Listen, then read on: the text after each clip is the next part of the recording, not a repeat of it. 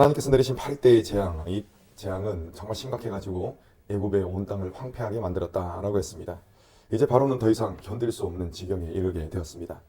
그래서 하는 수 없이 항복을 하게 됩니다. 지금까지는 어떻게 했죠? 이를 악물고 막 버텼습니다. 그런데 그 고통이 얼마나 심했는지 바로가 이 모세와 아론을 먼저 불러서 이렇게 이야기합니다. 우리 25절 말씀 한번 읽겠습니다. 25절 시작. 바로가 모세와 아론을 불러 이르되 너희는 가서 이 땅에서 너희 하나님께 제사를 드리라. 아멘. 아멘 싶은 그런 말이 나오기는 한데 아직 이릅니다. 여러분 혹시 좀 눈치를 채셨나요? 바로가 이야기를 했죠. 항복한 것 같이 이야기를 했는데 뭔가 이상합니다. 뭔가 이상해요. 하나님께서는 이 백성들을 어디로 내보내라고 하셨습니까?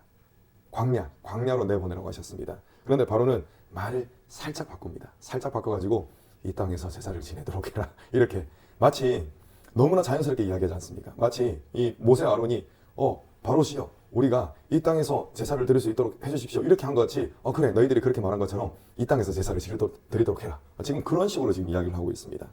굉장히 교활한 인물이다. 그런 것을 우리가 알 수가 있는 것입니다. 여러분 바로가 하나님의 말씀처럼 해주겠다라는 식으로 지금 이야기를 하는데 그것을 엄밀히 보니까 하나님의 말씀과 어긋나는 식으로 지금 어긋나는 그런 방향으로 틀어버린 것입니다. 바로의 말을 들었던 모세는 그래도 이것을 알았거든요. 이 말을 틀었구나 알았습니다. 그런데 그럼에도 불구하고 이 부드러운 진행을 위해서 부드러운 대답을 합니다.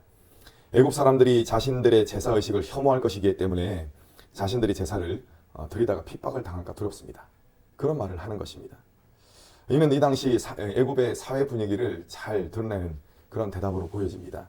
왜냐하면 애굽 사람들은 이 짐승과 각종 생물들, 개구리 이런 것들을 우상으로 삼았지 않습니까? 그래서 막 숭배를 했는데 특별히 암소를 굉장히 신성시합니다. 근데 하나님께 제사를 드릴 때 이런 짐승들을 잡아다 또 드릴 수가 있지 않습니까? 그러면은 이 뭇애굽 사람들로부터 미움을 받게 되는 것, 그것은 뻔한 일입니다.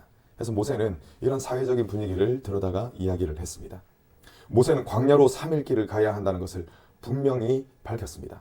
여러분 광야로 3일 길을 간다는 것은 애굽 땅을 확실히 벗어난다는 것, 그것을 의미합니다.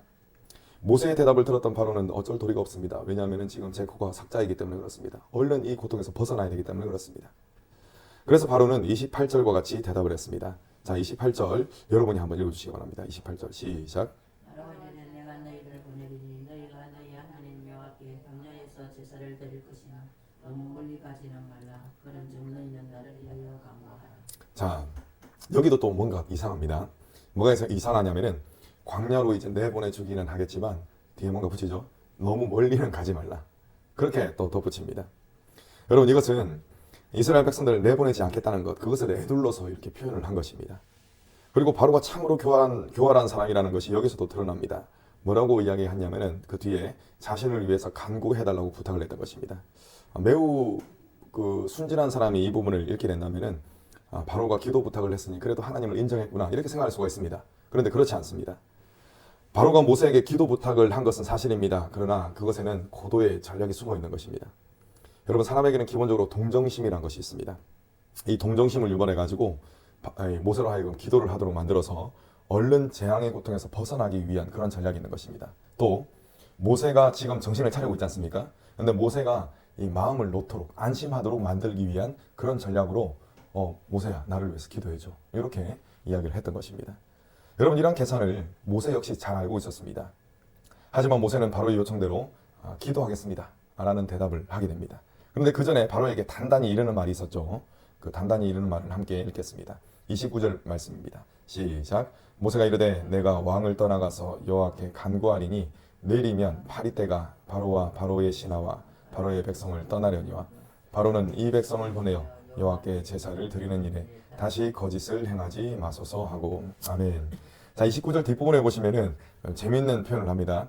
여호와께서 제사를 드리는 일에 다시 거짓을 행하지 마소서라고 했습니다. 그러니까 바로가 뒷부분을 살짝 틀어가지고 지금 거짓말을 했지 않습니까? 그게 발각이 되었다라는 것을 이 모세가 이야기를 하는 것입니다. 이 말을 들었던 바로는 상당히 아쉬웠을 것입니다. 왜냐하면 모세가 단도직입적으로 거짓말하지 마세요 이렇게 하지는 않았지만 모세가 속임수에 넘어가지 않겠구나라는 느낌을 받았기 때문에 매우 아쉬웠을 것입니다. 여러분 바로는 이 세상의 권력의 대표자이며 바로의 모습을 통해서 하나님을 대적하는 이 사탄의 모습을, 이 사탄의 속성을 발견할 수가 있는 것입니다. 여러분 이 마귀가 어떤 자입니까? 사도 요한은 마귀의 속성에 대해서 이렇게 이야기합니다. 요한일서 2장 22절입니다. 거짓말하는 자가 누구냐? 예수께서 그리스도이심을 부인하는 자가 아니냐? 아버지와 아들을 부인하는 그가 적 그리스도니. 아멘. 여러분, 거짓말하는 모든 사람이 이 마귀의 영향력 아래에 있다고 했습니다.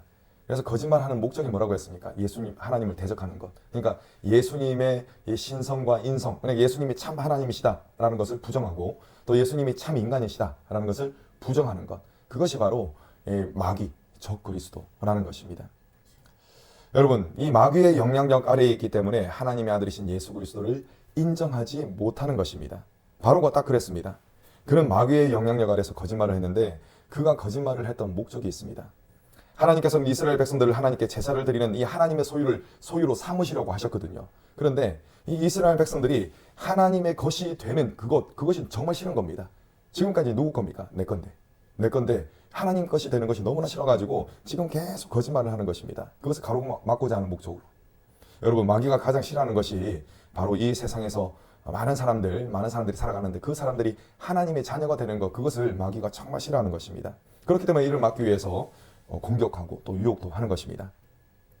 파리떼의 재앙으로 일단 손을 들기는 들었지만 바로가 제사에 대한 언급은 했지만 하나님을 섬기는 일에 대해서는 언급하고 있지 않습니다. 하지만 이전에 하나님께서는 모세와 아론을 통해서 이스라엘 백성들이 하나님을 섬기는 것에 대한 이야기를 여러 번 하셨습니다. 7장에서도 2번 이상 하셨고 또 8장에서도 1절인가 거기에 보시면은 하나님을 섬기는 부분에 대해서 분명히 말씀을 하셨습니다. 그럼에도 불구하고 바로는 이 부분은 쏙 빼버립니다. 왜 그렇겠습니까? 이스라엘 백성들이 여전히 자신의 것이라고 생각하기 때문에 그렇습니다. 바로는 큰 노동력을 잃는 것을 굉장히 두려워했던 것이죠. 여러분, 마귀도 마찬가지입니다. 세상을 살아가는 많은 사람들이 알아차리지 못해서 그렇지 자기들이 하고 싶은 대로 살아간다 이렇게 생각하겠지만 그들은 실제 마귀가 이끄는 대로 살아갈 수밖에 없습니다. 마귀의 노동력이 되는 것이죠. 여러분, 마귀가 탁 등장해가지고 불달린 마귀가 등장해가지고 막 사람을 괴롭히지 않습니다. 사람을 괴롭히는 사람은 누굽니까? 사람을 괴롭히는 사람은 사람입니다. 그러니까 사람이 마귀 짓을 한다는 것입니다. 조금 심각한 표현을 하자면. 여러분, 죄의 문제를 해결받지 못한 사람은 마귀의 소유이기 때문에 깨닫지 못한 채 마귀의 손아귀에 놀아나는 겁니다. 그래서 자신을 막 높이려고 하고 다른 사람들에게 상처를 주고 때로는 다른 사람의 목숨을 빼앗는 일도 그냥 하는 것입니다. 마귀의 소유이기 때문에 그렇습니다. 하지만 하나님께서는 그의 독생자 예수 그리스도를 통해 죄의 문제를 해결해 주시고 또 예수님을 믿는 자들을 하나님의 자녀로 하나님의 것으로 삼아 주십니다. 하나님께서 행하시는 이 일이 바로 마귀가 가장 싫어하는 일인 것입니다. 그래서 마귀는 할 수 있는 한 사람들이 예수님을 믿지 못하도록 막기 위해서 사람의 마음을 막 완악하게 만들기도 하고 또 환경을 막 틀어버리기도 하는 것입니다. 복음을 전해드릴 수 있는 기회를 갖지 못하도록 이 상황을 계속 바꾸는 게 그것이 바로 마귀의 역할이라는 것입니다. 여러분, 정말 무서운 것이 있습니다. 그것은 마귀가 믿는 자들에게도 영향력을 행사한다는 것입니다. 오늘 본문 속에 등장하는 모세가 하나님의 말씀 위에 이 진리 위에 굳건하게 서서 망정이지 만약에 그가 애매한 태도를 취했다면 그도 역시 속임수에 넘어갈 수밖에 없었을 것입니다. 바로시여 그렇게 하십시오. 이렇게 할 수가 있었다는 것입니다. 여러분, 이것은 타협입니다. 타협. 그런데 하나님께서는 믿는 자들이 이 악과 마귀의 세력과 타협하는 것을 원치 않으십니다. 모세는 이 말씀 위에 바로 서 있었기 때문에 바로의 속임수를 간파했던 것이고 또 넘어지지 않을 수가 있었던 것입니다. 여러분, 오늘을 살아가는 우리들 역시 진리의 말씀 위에 굳건하게 서야 할 줄로 믿으시기 바랍니다. 마귀는 믿는 자들로 하여금 죄를 짓도록 만들고 또 죄의 자리를 떠나지 못하도록 힘을 씁니다. 이 거짓말을 한다는 것입니다. 그러면서 마음속에 죄의 자리에서 멀리 떠나지 말라. 이 땅에서 제사를 드리라 라고 했던 바로처럼 이 죄의 자리에서 떠나지 말라. 사람이면 그럴 수 있지. 아니면 더 해야 되는 게 정상이 아닌가? 이렇게 마음속에서 계속 마귀가 속삭인다는 것입니다. 여러분, 이러한 유혹이 얼마나 끈질긴지 모릅니다. 때로는 또 얼마나 치명적인 그런 영적인 이 상처를 주는지 모릅니다.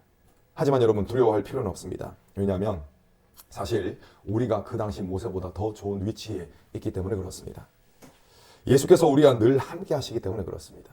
그 당시에는 이 땅에 오실 예수님, 그 약속이 예언이 되기는 했지만 성취되지는 않았지 않습니까? 그런데 우리는 오신 예수님이 우리의 모든 죄의 문제를 다 해결해 주시는 그 모든 일들이 성취된 이후의 시대를 살아가고 있습니다.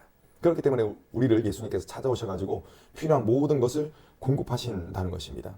여러분, 바울 사도는 주님이 우리와 함께 하시는 것을 이렇게 표현을 했습니다. 로마서 10장 8절 제가 읽어드리겠습니다. 그러면 무엇을 말하겠느냐? 말씀이 내게 가까워 내 입에 있으며 내 마음에 있다 하였으니 곧 우리가 전파하는 믿음의 말씀이라. 아멘. 말씀으로 함께 하시는 우리 주님이 우리와 함께 하시는데 그냥 떨어져 계시는 것이 아니라 가까이 있다고 했습니다. 가까이 계신다고 했습니다. 여러분, 주님께서는 우리와 함께 하셔서 어디에 계시느냐? 우리의 마음에 함께 계시고 또한 우리의 입에 함께 계신다고 했습니다. 공중권세를 잡은 사탄은 오늘도 믿는 자들을 넘어뜨리기 위해서 속임수를 쓸 것입니다. 특히 마귀는 우리의 마음과 입술을 지키지 못해가지고 죄를 범하도록 계속적으로 유혹을 할 것입니다. 이때 만약 우리가 말씀의 반석 위에 서 있지 않으면 세상의 방식으로 반응할 수밖에 없습니다. 우리의 마음으로 죄를 지을 수밖에 없고 우리의 입술로 죄를 지을 수밖에 없다는 것입니다. 여러분, 먼저는 속임수로 우리들을 공격하고자 하는 이 사단의 계략을 분별하시는 이 하나님이 주시는 분별력이 저와 여러분들에게 있기를 간절히 축원합니다.